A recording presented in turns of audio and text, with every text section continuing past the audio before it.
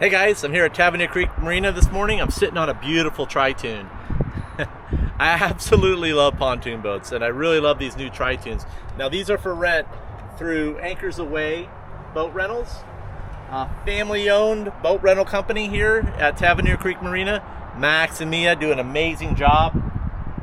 They really take care of these boats, and they take care of the client. So I have a new blog out, actually not new, it's a couple weeks old, all about Anchors Away and their boat rental business. So you can check that out at goodkarmasportfishing.com. Go to the blogs and just click on it and read all about it. If you're thinking about renting a boat this summer, this is where you need to rent your boat. Okay, this is it at Tavernier Creek Marina. They've got sport boats, they've got a variety of stuff. Okay, let's get on with the fishing report. Coming off the April full moon, I have to say it was an interesting April full moon. The currents were all over the place, which they usually are in the spring. We have changes in water temperature happening. We got longer daylight hours. April gets a little tricky. And in the past, I was like, it's taken years to figure out where I'm going to be when I see certain currents and where I'm not going to be and what I'm going to do. So that's how I approach it this season. But we also had a late Easter, which brought a ton of people down here mutton snapper fishing, which was very interesting because it was the most I've ever seen. And I was seeing 4 to 5 boats on a spot. Never seen that before. And so it just made things a little bit more interesting in watching. I don't get involved with any of that stuff. So what we did was we did some mutton snapper fishing, and then I asked the clients if they wanted to do a little yellowtail fishing, some light tackle fishing. They were all about it. So we went and did that, and there was absolutely nobody on the reef because everybody else was anchored up mutton snapper fishing or running around all over the place looking for fish. And I gotta say, it was phenomenal. Phenomenal. We had fish that were literally surfing in the waves for the baits. Very little chum to get them up, and they balled up pretty nice, and we were catching flagged yellowtails on 30-pound fluorocarbon. It was so awesome to see. I have to say, it kind of reminded me of how the yellowtail fishing was 5 years ago. So I was it was great. Something to really look forward to for this spring, which we'll be doing more of, which I always do this time of year. I like to do some yellowtail fishing with the clients, switch it up. We use light tackle, but if we have a lot of cudas and stuff, then we step it up to 30-pound. And this time of year, if they're spawning and you get the right conditions, they don't care what size fluorocarbon you're using, because you get them going, they'll eat. Okay, permit spawn is in full force. Lots of permit on the wrecks and in the other spots. There's a lot of other spots where these fish are at, so you'll figure it out.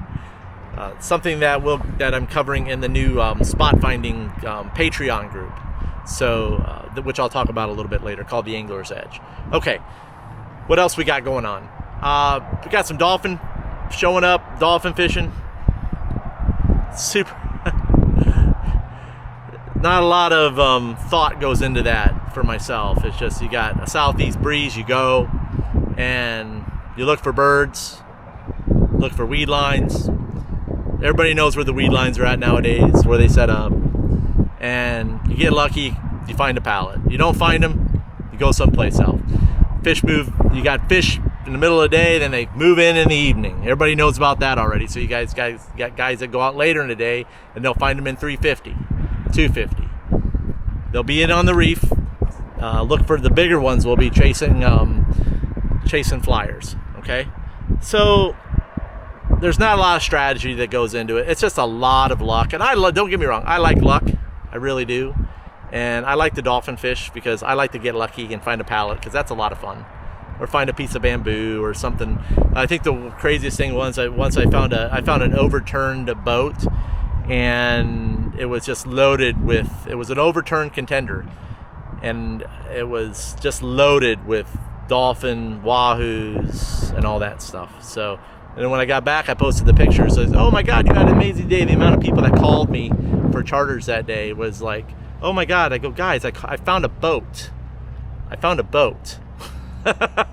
Not to say I'm going to find a boat on your charter. And the whole day was slow, and I got lucky and I found a overturned contender. It was just loaded. So, dolphin fishing, a lot of luck. Whereas with bottom fishing right now, there is a lot of strategy that goes into bottom fishing.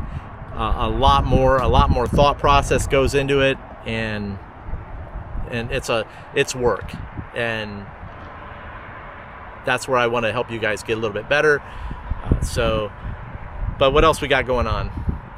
Tarpon. Oh my gosh, the tarpon were thick last week. Okay, they were thick, and anytime you get a little bit of a southeast breeze, and they pushed in really good last week on the moon. So if you guys are going tarpon fishing, have a lot of fun. It's a great way to spend the day with your family and friends. I don't do any tarpon fishing. I am the last guy you want to call for a tarpon trip. So don't call me for a tarpon trip. I just see it's just that time of year for you guys that want to go. There's lots of guys that do it. That's one thing about the Keys.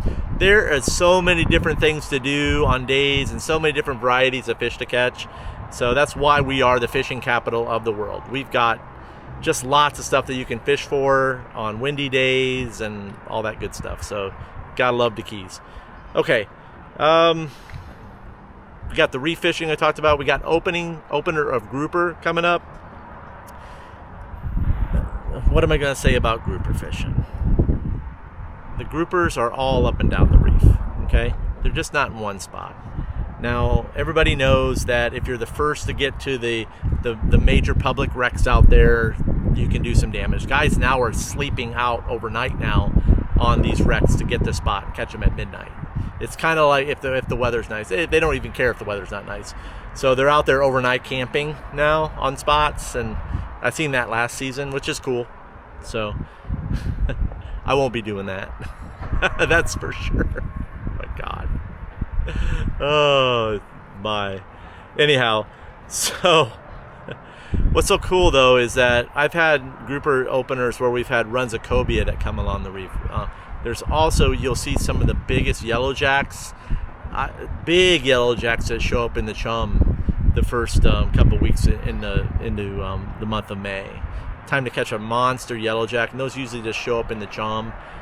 So those are a lot of fun to catch. I really love catching those fish, and they're really, you'll get them up in the chum, they won't eat anything, and then you just pick out a piece of white chum and throw it on a small hook, and then stand way back in your boat and throw it out there where they can't see you, and then you'll catch one right away. So you'll definitely be a hero. But those yellowjacks are amazing eaters, and we'll also see, like, I've had years where we've had lots of yellowjacks that are migrating through, and they'll come and eat out of the chum for a while, and you can catch them on really small pilchard, small shrimp. So that's a lot of fun to do as well, especially when you're waiting for a grouper bite. I want to talk a little bit about the spring currents. It's usually a little tricky this time of year, but we're having this really hard easterly, which is, it's typical for this time of year. So I went back, looked at my books, and what will happen is you'll get a hard edge that'll set up maybe after this wind, and it could set up for some really good fishing out in, like, I want to say like 225 to 250. I've had years where that edge will set up and the fish will just be stacked along there. And it's right now, it looks like it could do that. It could do that. It depends on, we've got a new moon coming up, which could set up for some really good hard incoming tides.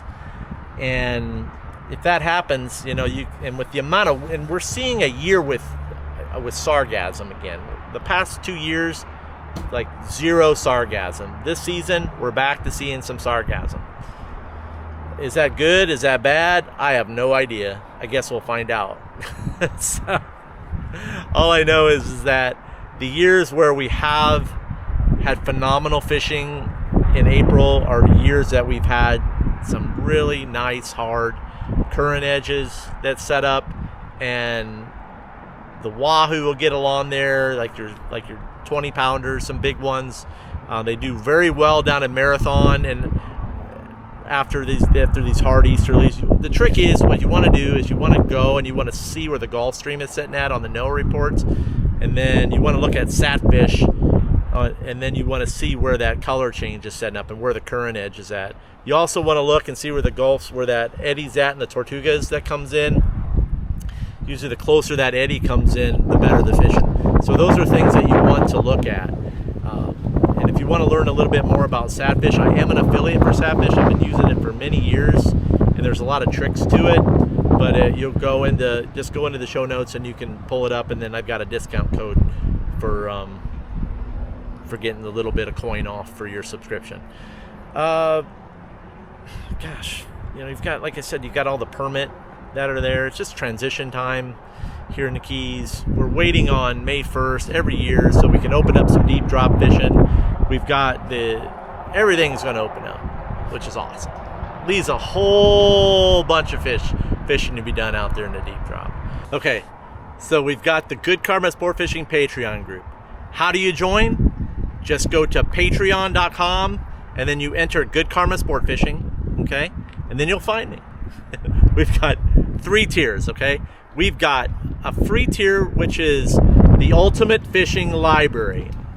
I'm adding to that regularly, so make sure that you join. It's free for that tier. The second tier is the Good Karma Sport Fishing Rigging Crew. The rigging crew has been active since 2020, okay? There's been a lot of guys that have been in there since day one. What is the rigging crew?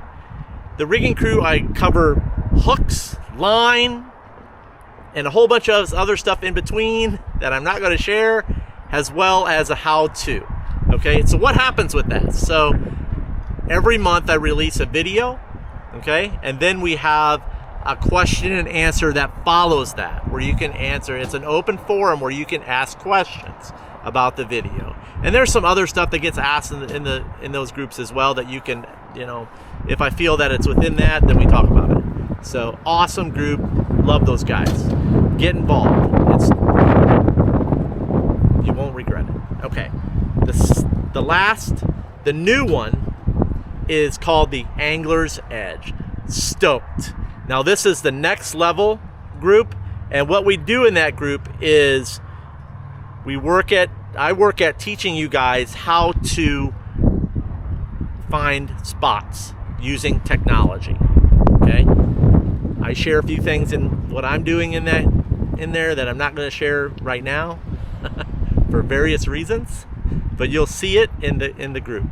Okay, and then what you'll do is we have a live. Okay, and in the live you can ask me questions about spots in your zones and how to find these zones.